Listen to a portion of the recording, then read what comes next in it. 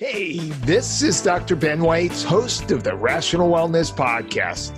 I talk to the leading health and nutrition experts and researchers in the field to bring you the latest in cutting-edge health information. Subscribe to the Rational Wellness Podcast for weekly updates. And to learn more, check out my website, drweitz.com. Thanks for joining me, and let's jump into the podcast. Hello, Rational Wellness Podcasters. Today, we'll be having an interview with Mark Newman about hormone testing and metabolism. Mark Newman is a recognized expert and international speaker in the field of hormone testing.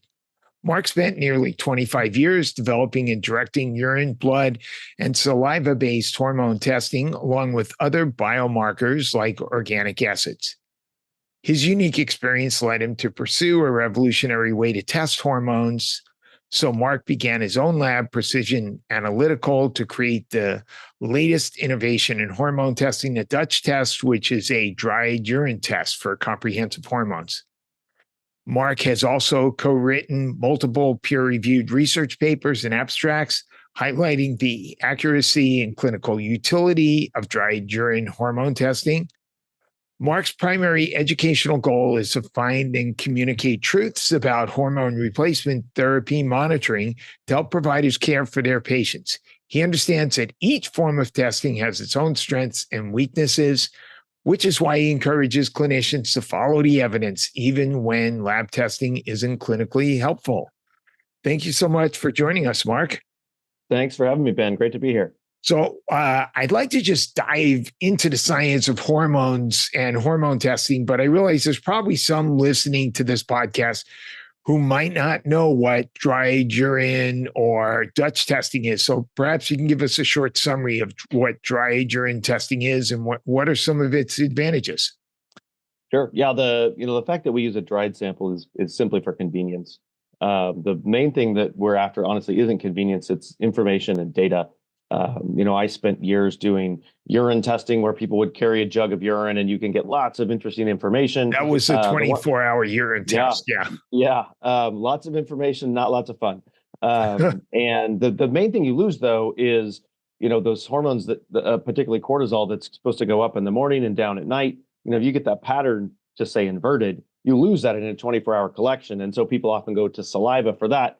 So after years of doing 24-hour urine and saliva, we wanted to find one easy way for people to get lots of information.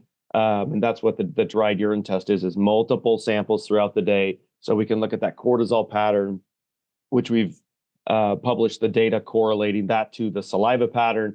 And then we measure the aggregate of those samples to give essentially a 24-hour urine equivalent on all the things that you can measure in urine, like the metabolites of estrogens and androgens and all of those things. So it's a really nice look at reproductive and adrenal hormones. It's about as comprehensive as you can get on that front. And then after we built that base, then we just started adding things to it that sort of speak to that story: melatonin, B12 marker, B6 marker, and so on, the filling in the other pieces of that story so that we can tell as broad of a hormone story as we can, because, a lot of the symptoms that, if you have fatigue, maybe it's testosterone, maybe it's cortisol, maybe it's B12, there could be a lot of different things related to that. And so comprehensiveness is the name of the game for us. And that's where the idea of the Dutch test came from. And so that's kind of the shortest version I can give you of that, I guess. And hormones, other than cortisol, also vary throughout the day. So another reason for taking various samples throughout the day, as opposed to serum, where you're just getting one sample, is that the dried urine allows that as well. Yeah, it depends on the hormone, but there's a really old paper where they took some women and tortured them and measured their serum all day long. And it was actually astounding to me how a woman's progesterone would move during the luteal phase from 5 or 6 clear up to 30. It's pulsatile, and so it bounces quite a lot. I don't think they're always quite that variable, but the data they had was remarkable, and it speaks to the advantage of having something that collects over time. With our 4 samples, it's 10 to 14 hours of your day represented, so those ups and downs get averaged out. And I think that does have its advantages, and serum testing certainly is always going to be a tool that complements nicely, I think, what we do. So, what are some of the disadvantages of dry urine as compared to other forms of testing like serum or saliva? Um, there are certain things you just can't measure there, right? Like if a woman's on something like birth control and her SHBG goes up, that'll drive down her free hormones. We see that. So, oh, you have less, testosterone or estrogen than you otherwise would. But in that case, like the root cause is a little bit more clear when you've got SHBG, which is blood. We always like to complement what we do with a thyroid panel, and that's there are people trying to eke out thyroid in urine, but it really is just better measured in blood. It's more comprehensive. It's better researched. So in terms of information, what we do is a lot, but it is just one piece of what we do. If your kidneys aren't functioning right, urine testing is not a very good way to measure your hormones because everything we do is relative to creatinine, which you excrete as you should, unless you have a kidney issue. And so in those cases, we would push someone else elsewhere. And then about 3 or 4 years into this journey, the literature really started to speak to us that there's a unique story that saliva tells about cortisol that urine can't quite match, and that is the cortisol awakening response. And that's why we developed the Dutch Plus. So Dutch Complete is 4 urines, but the saliva story of cortisol has a little bit more unique value compared to urine. So we have the Dutch Plus where you do the same urine samples, but also saliva at waking, +30, +60, dinner time and bedtime. And what you really want to hone in on there is that waking within 5 minutes and 30 minutes later, there's a gap. And that gap has to be an instantaneous reading and an instantaneous reading, which you can only get out of saliva. And that gap acts as, we call it like a mini stress test. So when you're stressed, your body does this. When you wake, your body goes through that same biochemistry. And so measuring salivary cortisol right at waking and 30 minutes later gives you not only the diurnal pattern that we can see in our urine-only test, but it also gives you the cortisol awakening response, or the CAR. And so that's gets even more comprehensive, which again is why we have our Dutch Plus, which is just a little bit more information, but it's great for those people really wanting to focus on the cortisol story. And one of the advantages that the tweaks that you've come up with for that test is that instead of having to fill up this tube with saliva, which by the way is a lot of stress for people, you just have to have these little cotton swabs that soak up the saliva. Yeah, we weren't really comfortable doing it any other way because the reality is, when you're doing these things, you get kind of what other people are doing and check it out. And I, grabbed one kit from a company that's actually no longer in business, so I don't mind picking on them. But here's your tube. Here's your tube. Fill it up with 3 milliliters of saliva, waking up without rinsing your mouth, without eating or drinking anything. And it most people, it takes 15, 20 minutes, but that completely negates the value of the card, because when you hit 5 minutes, now you're in the middle of that ramp. So if it's a 15-minute collection, then it just doesn't work. And the reason they do that is practical, is that they're getting the CAR, but they're also going back into that same sample for progesterone, testosterone, and estrogen, which we think are especially estrogen and progesterone are better measured in the urine sample. And it just so happens that those little cotton swabs, which are great for cortisol, absorb progesterone. And so you cannot use them if you're testing progesterone. So for us, it was a perfect combination of what actually works best, but also fits in well with what we're doing with our other testing, because you can collect those in 60 to 90 seconds. But that's really key if you want to know what your cortisol is at a moment in time. So one of the more interesting aspects of dry urine testing for hormones has to do with the estrogen metabolites.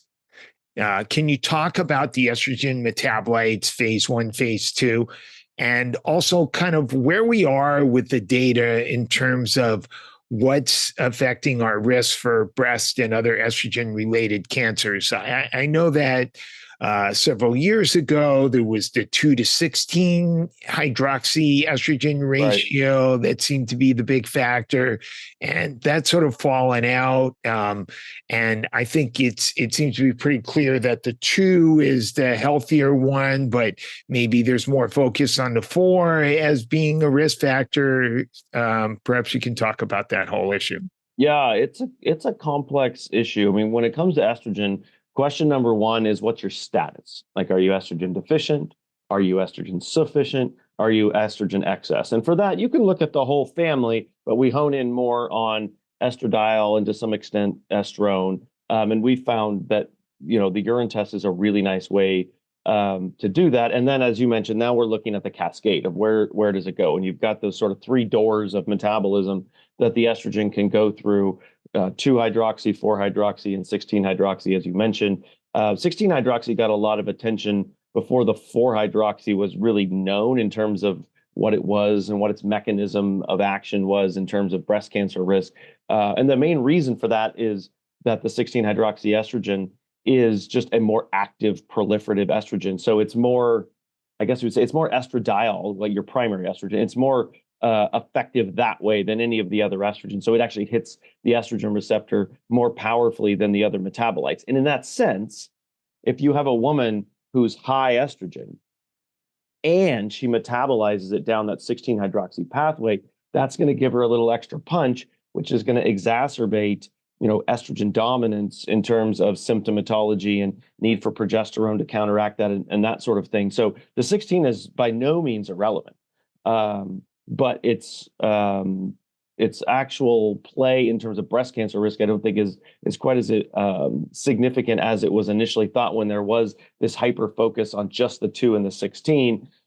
Because you can move around the 2 and the 16, and people watch that for a long time. You can give people dim and you can tilt towards 2. And when you're doing that, you're also impacting the relationships of those metabolites to the 4-hydroxy, which, if you go way back in the literature when they started asking questions about that we were a little bit later to the game in terms of the 4-hydroxy. The 4-hydroxy has unique characteristics as well. So the 16 is unique because it's strong as an estrogen. The 4 is unique in its ability to make a quinone. So that is, the 4-hydroxy means you've got your estradiol has a little hydroxy group on that phenyl ring, and then the 4 gives it 2 of them. And because there are 2 of them, they can create this little reactive group, and that can create some problems in terms of damaging DNA. So you've got this relationship between the 2 and the 16. The 16 is this strong estrogen, and then the 2 is more favorable in terms of its cancer risk. And then you've got the same sort of dance going on between the 2 and the 4, but for a sort of different reason, in that they both can create this reactive quinone. And then that reactive quinone, if it's not detox, and that's why we talk a lot about detox, methylation, glutathione, resveratrol to upregulate quinone reductase. Like, there are a lot of different, well, not a lot, there are a handful of ways to get rid of that reactive species. And if not, they grab onto your DNA. It happens that the 2 will sort of let go because it's a weaker bonding, whereas the 4 grabs on pretty tight, so it can rip a piece of your DNA off. And that's where it's thought that the carcinogenic potential comes from, is that unique sort of chemical characteristic of the 4-hydroxy. So we want to know which of these pathways is favored, and there's some good research showing that the 2-hydroxy has a more favorable profile when it comes to risk of estrogen-related cancers like breast cancer, and that the 4-hydroxy seems to be more of a bad actor in that whole equation. So that's phase 1 metabolism. Which of these 3 doors are we preferring? And then there are things that you can talk about to manipulate that. And then once you make them, then one of the main pathways for getting rid of them is methylation. So it's hydroxylation is phase 1, and then one of the steps of phase 2 is methylation. And so, like, for me, when I test my estrogen metabolites on the Dutch test, I don't methylate very well because I have a COMT genetic defect. So I have a single nucleotide polymorphism that I'm homologous for, so I don't methylate. So what I'll find is that the ratio is usually like 2 to 1. You make the 2-hydroxy at, say, 10, you're going to get 5 of this. So 10 to 5, 10 to 5. So for me, if I've got 10 of this, I'm more down there at like 2. Because I just don't make that conversion very well. Even when I'm supporting methylation, it's hard for me to make that conversion because my genes don't do that very well. So what does that mean? It means those reactive species are not being protected very well by methylation. So it's smart for a person like me to support things like glutathione, because that's another way that we can get rid of those things. But the first step is just figuring out what your sort of profile looks like. Do I favor 16? Do I favor 2? Do I favor 4?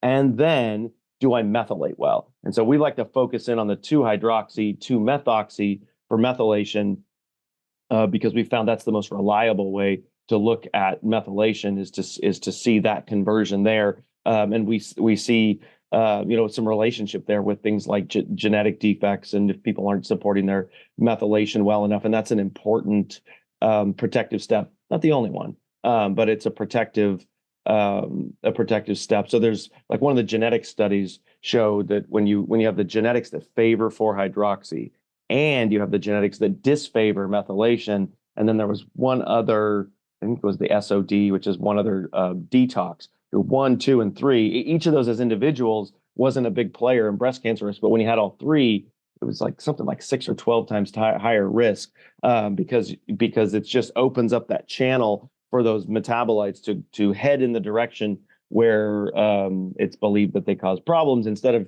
heading in the directions of sort of safety through proper metabolism. Do we know, is there any relationship between estrogen metabolism and prostate cancer risk in men?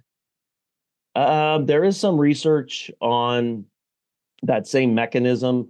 4-hydroxyestrogen, DHT, of course, plays a role. So the androgen metabolism is important in that as well. Gosh, it's been a while since I really dug into the research on the men's side of it, but it is, if you go back to where those cells are coming from in terms of estrogen related cancers and things like prostate cancer, there are some parallels there. And so that estrogen is not friendly towards prostate cancer. And then if you're making the 4-hydroxyestrogens, all the more in terms of risk. But gosh, it's been a while since I've read the studies specifically on that one, but it does have value in men as well to have your metabolism, heading in a more favorable way, which is why a lot of doctors will use things like, diindolylmethane or indole-3-carbinol, those supplements that really push down that 2-hydroxy pathway. But, for me, I always give a little bit of caution for people on that as well, in that when you look at the genetic data on the genetics that speed up 2-hydroxylation, you think to yourself, oh, that's good. Like speeding up 2-hydroxylation will be favorable, but it actually correlates with overall cancer risks that are higher in certain settings. And I think the reason for that is when you go 2-hydroxylation with estrogens, we think, that's good.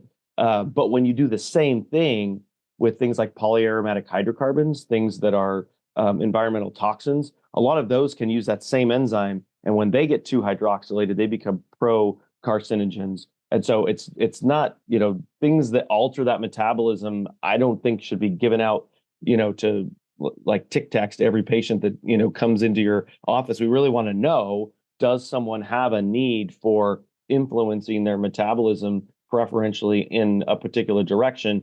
And if not, then we want to, use some caution there. The other caution there is knowing that it's not just moving, it's like opening a little vacuum there. So if you have a person who's on estrogen replacement therapy, we're actually working on a publication right now showing that women who take DIM, it changes their metabolism. Yes, but it also lowers those parent hormones. So if you're thinking about a woman's estrogen status, whether it's endogenous or exogenous, you're going to be lowering their estrogen status usually when you give DIM, and that's going to be a dose-dependent thing. So again, we want to be, aware of these things. They're tools in our toolbox, but we also want to make sure that whatever profile a particular woman has, that we're catering to that in terms of her needs, and not just sort of needlessly treating everyone the same way, because their individual biochemistry really matters. That's interesting. I've talked to practitioners who prescribe hormone replacement, and automatically they think that they're lowering the risk by every single woman that they put on hormones. They automatically give them DIM. They automatically give them iodine. They automatically give them, 1 or 2 other things. Yeah, and there's some, there's some logic there, but I think, if you have a woman who's already a big 2-hydroxylator and you're using, conservative doses of estrogen, then that may not be in her best interest. That it is, money matters too. So just buying supplements that a person's body is already shoving in a particular direction, may not be something that they need. And the truth of the matter is there aren't a lot of studies on that particular intervention and what happens in terms of outcomes. I mean, there's an extrapolation there of terms of saying, hey, this profile seems favorable. This thing leads to this profile. Therefore, this thing leads to these outcomes. Those dots have not been connected in a strong way. And so, I think it's good to just be thoughtful as we address those things. And again, to also know, if I put a woman on a patch, and I put that same woman on a patch with DIM, it's a lower dose patch in most women effectively, because you're opening up that channel of detox. So more than anything, just to be aware of those relationships and to know, what's going on as you're making, intentional alterations to someone's biochemistry is really important. And also a very strong argument for why to test versus guessing, because I've also talked to practitioners who say, well, I don't need to test. I can just tell by how the woman's feeling.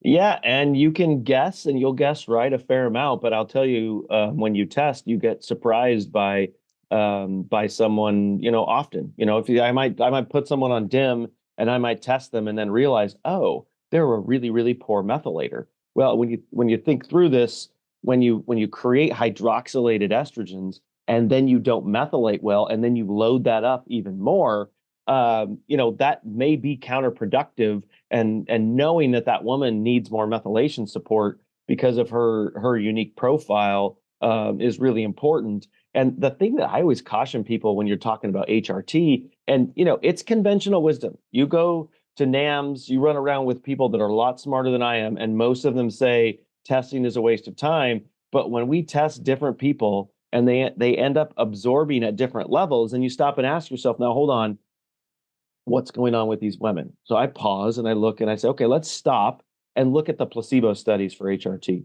And when you look at hot flash studies for HRT, half of the impact is from placebo.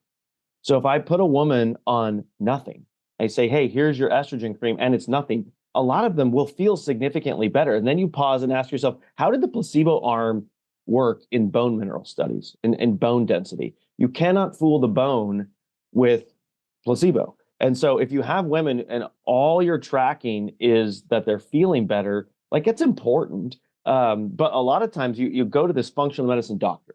They're brilliant doctors. So they're fixing the gut. They're fixing all these things. If you give an insufficient dose of estrogen, most of those women are going to feel better because you're doing really positive things in their lives.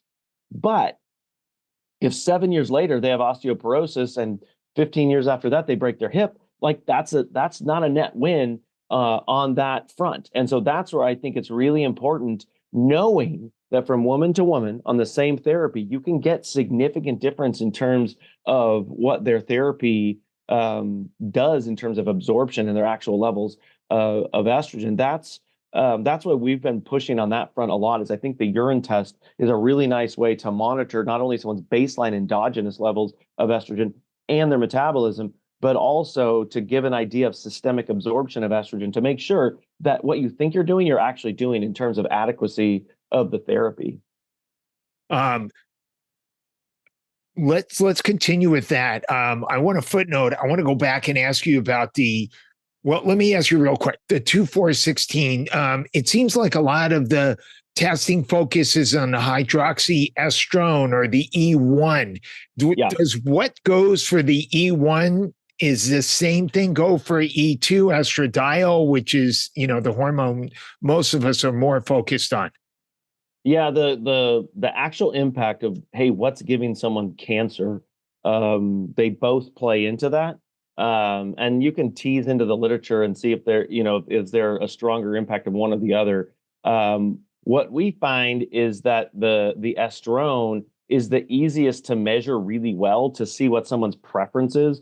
Those enzymes, those 4-hydroxyestrone, 4-hydroxyestradiol are different up on this end of the molecule. And then down here, you have the 4-hydroxylation going on, you have the methylation going on. So they're very, very similar molecules in terms of what's going on with phase 1 and phase 2. But it just so happens that the estrone metabolites are at significantly higher levels. So they're easy to measure really well. In fact, for us, for the 4-methoxy, oh gosh, we've designed tests for that 6, 7, 8 different ways. And looking at the data, we just don't feel like it's strong enough data for us to lean on that in terms of just asking the question, how is my patient methylating? I've seen a handful of labs over the years add some of those metabolites and then take some of them back when you start to realize, oh, the data is not lining up as well as it should. So for us, we've really leaned into what's most reliable and what seems to correlate best to the actual data that we're looking at. And so, and I've seen a number of cases where people have brought to me and said, hey, listen, I've got a patient who's got 4-hydroxyestrone and 4-hydroxyestradiol, and one of them's being methylated really heavily, and the other one's not methylated at all. Like, what do I do? And, as an analytical guy, my response is it's not likely that that's biochemistry. It's most likely that both of those methylated products are very, very difficult to measure. And so you get a little bit of noise and you're down in that noise, for us at an analytical level. And so the reliability of those values and the difficulty in the lab of measuring them well is probably more at play than someone who has some biochemistry where this same enzyme sees these sort of almost identical twin molecules and methylates the crap out of one of them and doesn't touch the other one. Like, that doesn't make a lot of sense.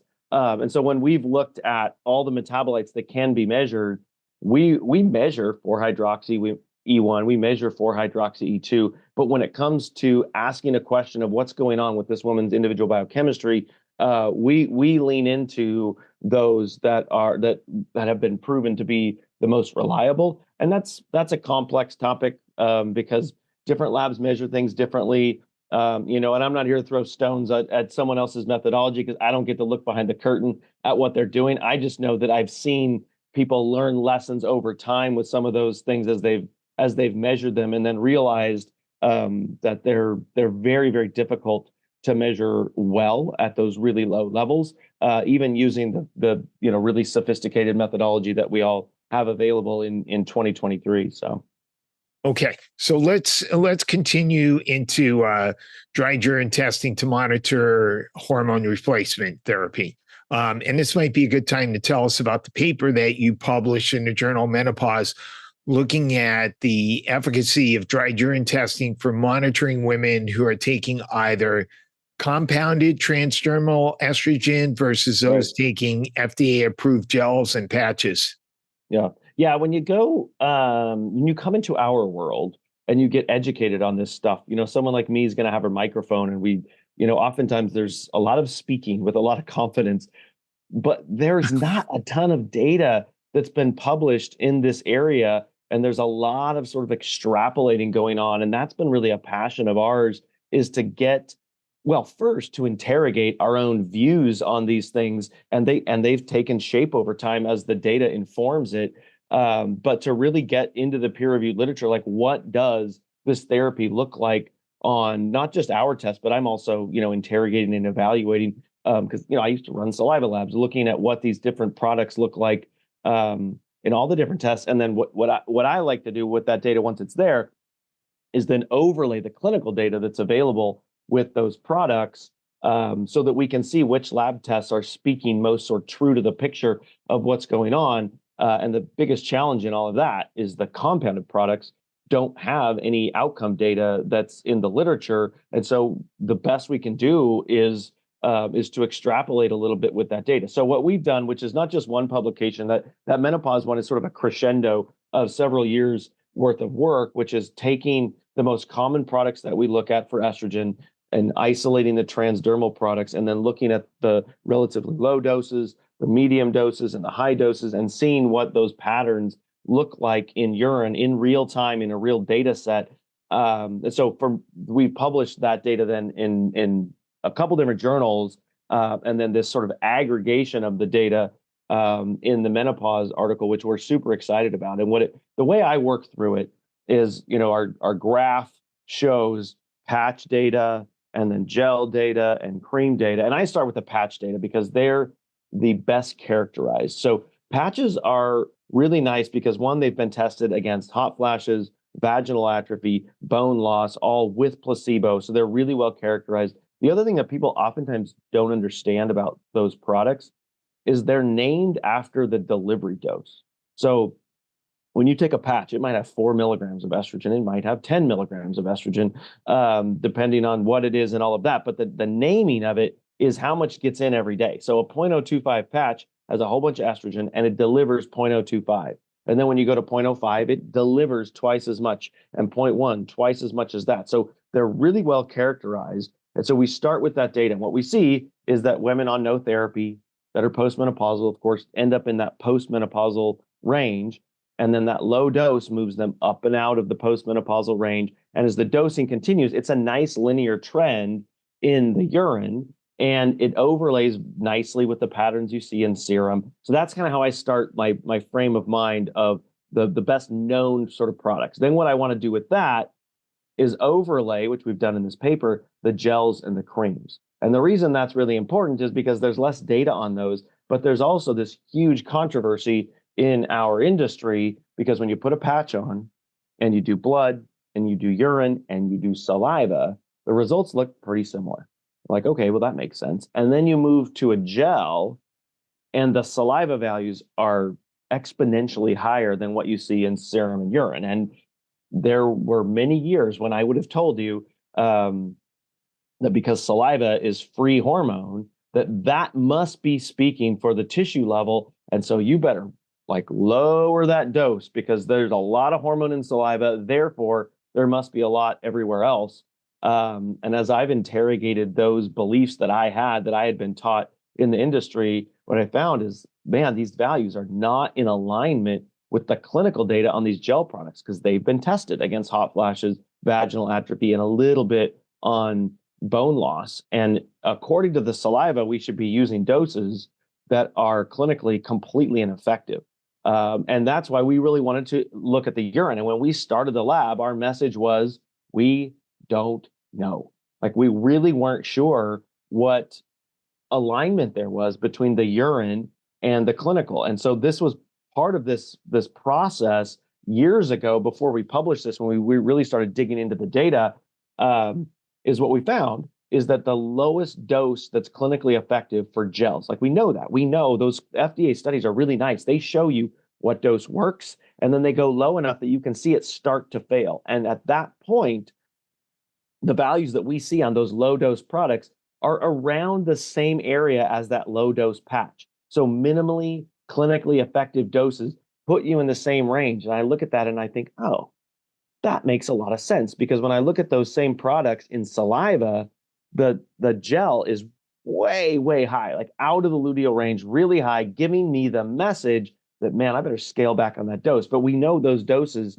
are minimally clinically effective based on placebo-controlled studies. So in that, I get a really nice concurrence and like affirmation between the lab values themselves and the clinical studies that are done. So we overlaid the gel data in this paper, and you can see that the data makes a lot of sense. And the patches, they scale up linearly. The gels, they start to tip over, which is exactly the same pattern that we see in serum, because the gels are not named after how much do you get in. It's just how much is on your hand while you're slathering it all over yourself. And so the low doses penetrate at a certain level. And if you use more volume of that, you don't get a linear increase. And all of this data makes a lot of sense. So then I can go, okay, now I can look at the big black box, right, which is the compounded estrogen.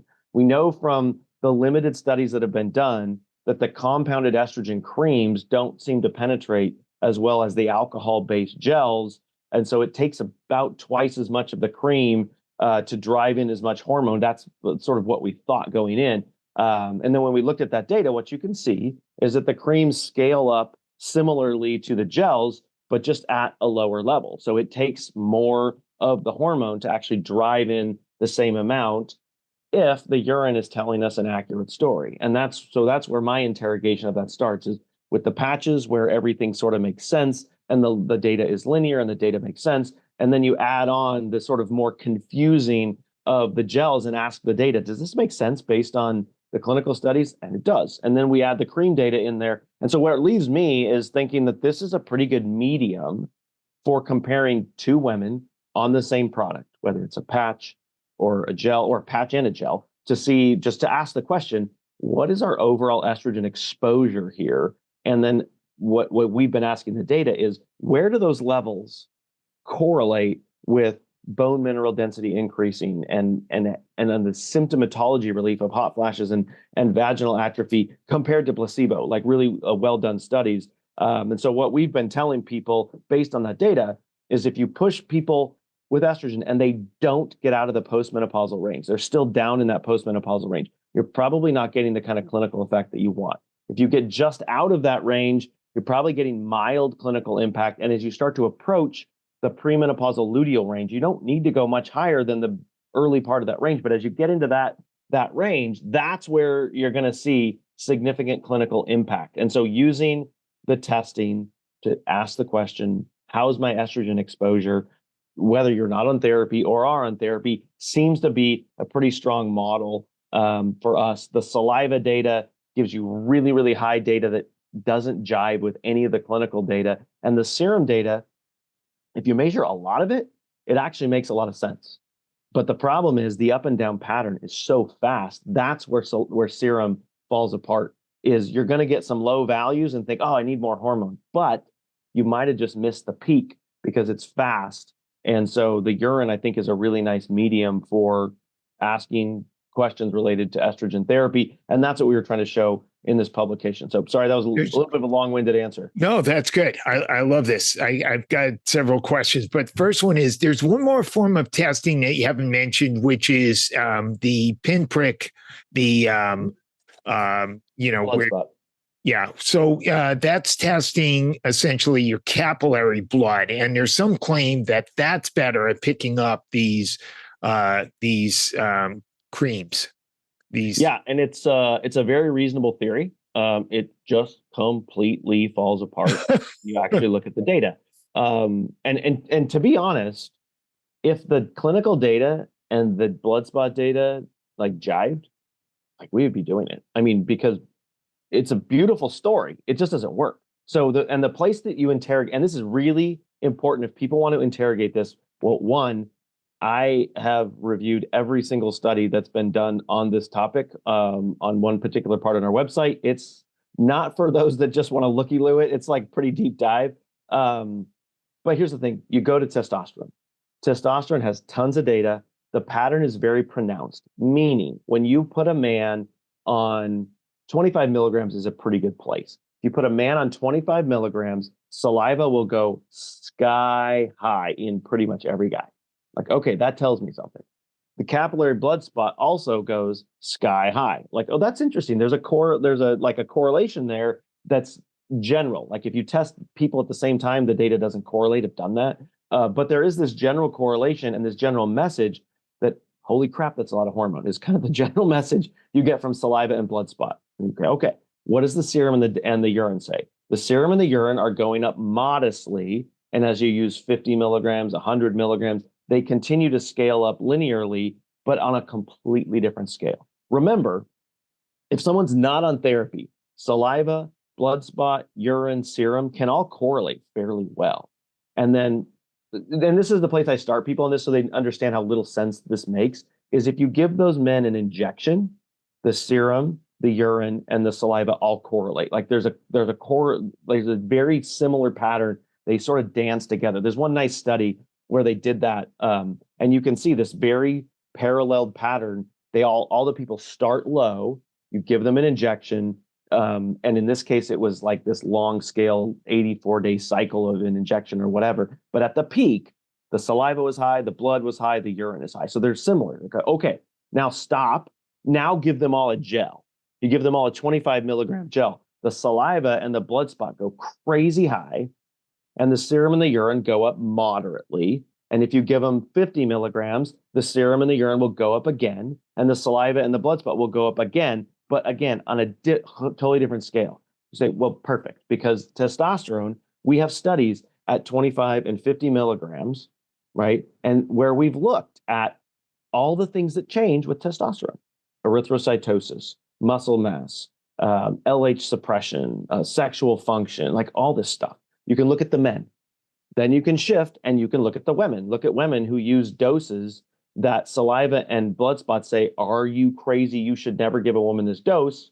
Whereas the blood and the urine are saying, yeah, that's a reasonable female dose, right? So we can look at what happened. And then you also have a body of literature on trans men.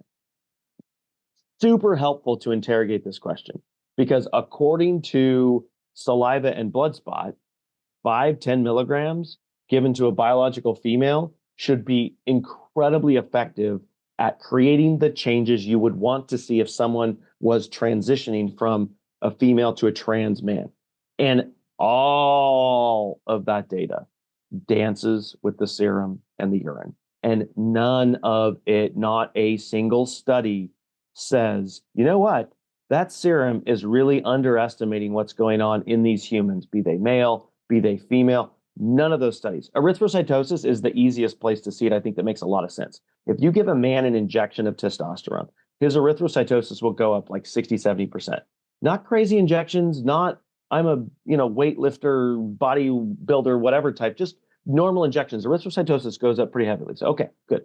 Now, if you give a man 50 milligrams of a gel and you pause and you say, okay, let each camp make their prediction. What would you predict? Well, the saliva is saying, you're using 10 times too much hormone. You're insane. Erythrocytosis is going to go crazy. Whereas the serum and the urine would say, that dose of 50 milligrams is clinically effective, but it's less of an impact than that injection you just gave those other men. And then you look at the erythrocytosis, and guess what? It's significantly less of an increase than the injection. And you go, oh, okay. As it relates to erythrocytosis, serum and urine were telling the truth.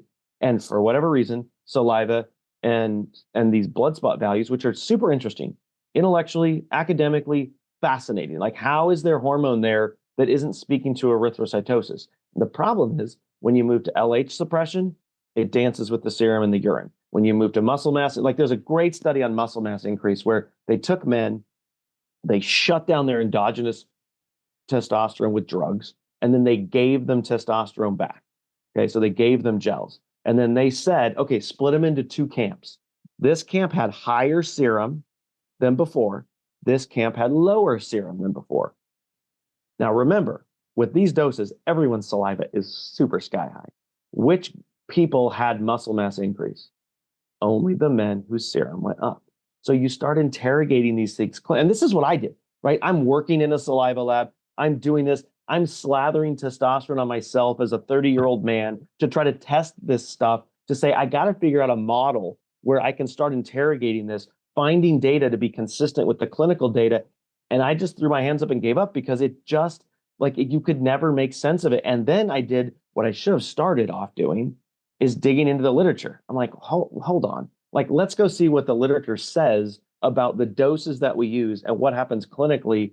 And I just walked away going, oh, I expected to find controversy in these studies of, well, these imply serum is right. These studies imply serum is an underestimation. And maybe saliva is right. Maybe blood spot testing is telling a more true story. But I literally could not find a single study on either estradiol or testosterone where the data implied at all that there was some mysterious way that saliva was telling the true story. So my overall, I wouldn't say theory, model that I use, which probably doesn't describe it exactly, is this. Saliva and capillary blood spot have special access to fat-soluble hormones if they're applied to the skin. If I filter all of the data through that, it all makes sense to me. Now, I don't know how it gets from the skin on your foot or the skin on your arm into your saliva gland without getting into the bones and the brain and all of that, but it does. And so that's where I'm left in that debate. And I'm left with testosterone, serum being the gold standard, urine being a nice complement. And with estrogen therapy, because of the pharmacokinetics, I think urine is the best primary way to ask the question, how much did I absorb? And then to ask how did I metabolize? So it's a super complex topic. I've dug into it more than anyone I know. And I've completely done a 180 on it over about a 15-year period. It's an interesting topic. And unfortunately, there's a huge section of our educators that really aren't digging into the literature. They just plant their flag on their position and hold to it. And that's something that I'm pretty passionate about making people aware of, is that if you're listening to that message, you want to do that and use that model, you can, but you got to know, you got no safety net of peer-reviewed literature. It's all stacked up against that sort of saliva model, which incorporates also the blood spot So it's super fascinating. No idea how the blood distributes into those things without getting systemic, but all the data imply that that's the case. One critique I could see someone having of your paper is that you're comparing 100% E2 patch to a compounded cream that's 80% E3 and only 20% E2. So wouldn't you expect less E2 to show up? No, we did not take any of the bias data. So that is the paper that we did. One of the reasons that the cream data is a little jagged and dirty is it's a smaller subset because we only looked at people on only E2. That's not bias data. Oh, okay. I thought I read that. There is a serum paper that I cite often because it's the only, I don't know how this is true in 2023. There was only one paper that shows compounded estradiol in serum, and that is a bias paper. It's in a lot of my lectures, so you might be thinking of that one. But that one was, I think it was something like 80-20. And so they followed the estradiol pattern, but those women were also on E3, which no doubt changes things to some degree. We have a whole bunch of bias data too. The problem is it's really, really dirty data because when women tell us what they're taking and they tell us when it starts being 80-20, 70-30, 50-50, like the confidence with which we know how much estradiol is in one woman's prescription is just so low that we look at that data, but I don't think we could ever publish it. So we honed in only on the women that said E2 only as is what was their prescription. So that data is just estradiol. I see. Maybe we could touch on one more topic. One of the advantages of doing dry urine testing is for women whose periods are irregular and maybe they're trying to figure out what's going on. Either there's some PCOS symptoms, or they're not sure if they're in perimenopause or not. Is the cycle testing, being able to measure their hormones every day of the month. Yeah, so we call it cycle mapping. We have women collect almost every day from day 7 until the end, and then if they just don't have it and it's longer, they just keep collecting. So what we do is we take the 9 most relevant measurements from all of those. So what we're trying to do is characterize the ovulatory peak and characterize the luteal peak with 9 measurements. So that's what we use that for. It's a really nice tool for, as you mentioned, people who have wildly irregular cycles or women who, if you've had an ablation, which means you don't bleed anymore, but you still cycle, you have no idea where your luteal phase is. So in cases like that, partial hysterectomy is where you don't have a uterus, but you do have ovaries. Fertility cases where you don't just want to know, did my progesterone peak, but you want to know, am I maintaining that progesterone? Cases like PMS, where maybe maybe you're fine until the tail end of your cycle, and then you feel terrible. So you can interrogate the question of, gee, did my progesterone drop off a cliff? Did my estrogen rise? Did both of those things happen? Like that type of thing that relates to the timing of the hormones is the purpose of that test. Okay, cool. One more quick question on the paper, and then I think we'll wrap up. Is what we should take from the data about the compounded transdermal estrogen do we think it's the way it's the compounded cream is made, what it's mixed with, why it's not getting absorbed?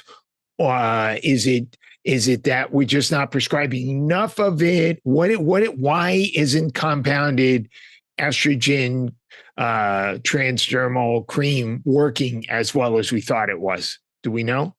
Well, in terms of absorption, I think you do get less, but this is a general statement made about many products. Some of these women are using a Versa base, some are using a different base, some are putting it on their forearms, some are putting it on their thighs. Like it's a big mix of data, but you can even move out of the compounded world and just go look at Evamist. Evamist is an FDA product. It's terrible. You have to use I'm not saying it doesn't work, but you have to use 4, 5, 6 milligrams to drive in very much. You got just gobs of estrogen everywhere. So I would never suggest that people use that. Now, that data is worse than what the compounded creams look like relative to the gels. So, but there's a nice paper out of Australia where they looked at serum levels of not compounded. There are very few FDA cream products. There is one FDA cream testosterone product in Australia. And so they did a study where they compared, it was probably androgel, but I don't know if it was specifically that product, but a testosterone gel versus their cream product. And what they found is the serum pattern looked exactly the same if you use 2X.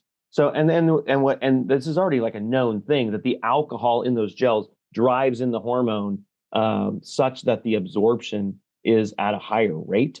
Now, what does that mean? What it means is for the gel, maybe you're getting 10% absorption, and with the cream, maybe you're getting 5%. Now, what you do with that information, I mean, you could use it to critique the creams, but it's not like the gels, you're driving in 50%. I mean, so it's just a matter of what's the purpose of using a compounded product? I mean, for me, like those patches are really well standardized. If the pricing and the compliance and all of that is fine, work pretty well, whatever. But when someone needs a compounded product because you want estriol in there or you want some testosterone, well, that's one of the reasons why is a lot of doctors, practitioners feel that you're lowering breast cancer risk by giving the estriol as part of it.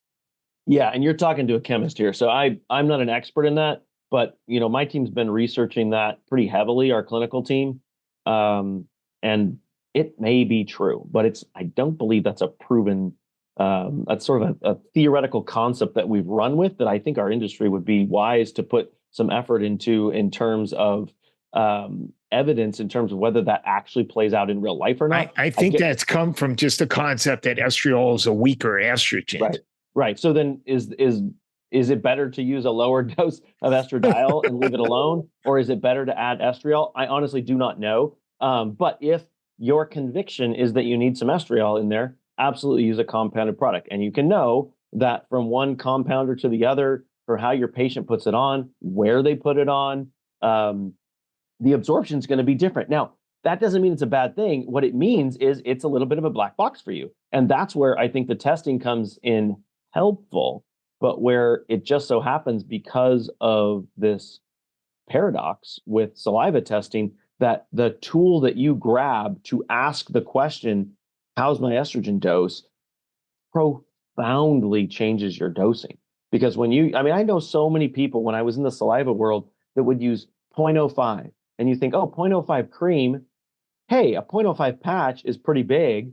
And guess what? When you use a 0.05 cream, you can get higher numbers in saliva than a 0.05 patch. But then you pause and you step back from that and go, wait a minute. The 0.05 patch has like 5 milligrams of estrogen in it, and I know I'm delivering 0.05. The 0.05 cream means on your skin is 0.05, and then how much gets absorbed. Well, the question to that depends on which test you use. If you use saliva, what it's implying is it's all absorbed, that this barrier called your skin allows all that hormone through. And maybe that was going to be true, but as the clinical data has come out and we can look at all the studies, it's not true. When you look at a gel of 0.25 and 0.5, it appears that maybe 10% of it gets through, and the truer lab value that is aligning with the clinical data on that, I think, is the urine. And so I think using a product that drives a urine level up into that range where either a 0.025 or a 0.05 patch sends the average woman is the place at which we can be, I think, more assured that estrogen's efficiency is being achieved. And so if you're using a compounded product, I think that is the way to go in terms of asking yourself, how much did I actually deliver? Because again, the blood test is going to change too fast. The saliva test is going to give you a big number that, so far as I can tell, has zero clinical relevancy. And I know that will step on some toes, but you can't point to a single study that leans in that direction. They all lean in the other direction. So if people want to go in that direction, they can. We're not going to be offering that testing for that very reason, that we just can't substantiate the worthiness of those values in those situations. And the urine seems to be doing well in terms of telling a story that's in alignment with the clinical data. I noticed when you mentioned the amount to achieve better bone health, you didn't mention anything about cardiovascular health. Do we think that's a similar amount, or are we more confused about the cardiovascular picture these days? Do we still think that estrogen has serious cardiovascular risk reduction? We is a pronoun that involves many of us, including me, but I'm not an authority on that topic at all. So I would have to defer to people like Dr. Doreen Saltiel and people that are experts in both the cardiovascular and the HRT side of it. I kind of thought they went hand in hand. I think it's a little bit more less clear in the literature, and I believe there is some justification for moving up just a little bit higher. So in serum, instead of that 40 to 60 to range to maybe more that 60 to 80 range. But I'm by no means an expert in that, except to say that there are cardiovascular benefits of HRT, but where those target values are specifically for cardiovascular disease, I would not want to speak too specifically because I wouldn't consider myself an expert on that side of it, even mildly. Sounds good. So how can viewers and listeners find out, practitioners find out more about the Dutch test, and I guess patients, laypersons who are listening to this, find a functional medicine practitioner who's offering the Dutch test? Yeah, I mean, I think for patients, if you go to DutchTest.com, we've got to find a provider function. We always try to push people in that direction because this is complex stuff. Trying to walk this path on your own without a really good healthcare provider, I think, is very, very difficult. For providers at DutchTest.com, you can sign up to become a provider, and we've got all kinds of educational resources. We just launched a Mastering Functional Hormones course, which can be a really good way to just kind of dip your toe in a little bit at a time, but then emerge from it, competent at this whole hormone game. It's just sort of like Hormones 101 and Dutch 101. And that's would be my encouragement to a provider, is to, try the test as a provider, but also go through our education there is really helpful. And our team is, we've got 10, 12 doctors on staff who use this in their practice and are ready to help people sort of get over that bridge of comfortability with the test, because the Dutch test offers a lot. And that's sort of a two-edged sword in that it takes a little bit of time to get up to speed with what do I do with cortisol metabolites? What do I do with the androgen metabolites? How do I tie it all together? What are some of these organic acids that you're including, and how does it change my treatment protocol? So we really are focused on education and helping people really leverage the testing as much as it can be. And again, for patients, go find a provider that is really gifted at functional medicine that can help you with your own health journey. If patients want to order the test on our website, they can, but we really do encourage people to order through a provider and to go that direction because I think that's you're going to get better outcomes, I think, when you have an expert to walk your path with you. Great. Thank you so much, Mark. Great information. All right. Thanks, Ben. Appreciate the time. Thank you for making it all the way through this episode of the Rational Wellness Podcast. For those of you who enjoy listening to the Rational Wellness Podcast, I would certainly appreciate it if you could go to Apple Podcasts or Spotify and give us a 5-star ratings and review. That way, more people will discover the Rational Wellness Podcast. And I wanted to let everybody know that I do have some openings for new patients, so I can see you for a functional medicine consultation for specific health issues like gut problems, autoimmune diseases, cardiometabolic conditions, or for an executive health screen, and to help you promote longevity and take a deeper dive into some of those factors that can lead to chronic diseases along the way. And that usually means we're going to do some more detailed lab work, stool testing, sometimes urine testing, and we're going to look at a lot more details to get a better picture of your overall health from a preventative functional medicine perspective. So if you're interested, please call my Santa Monica Weitz Sports Chiropractic and Nutrition office at 310-395-3600. 3111, and we can set you up for a new consultation for functional medicine. I'll talk to everybody next week.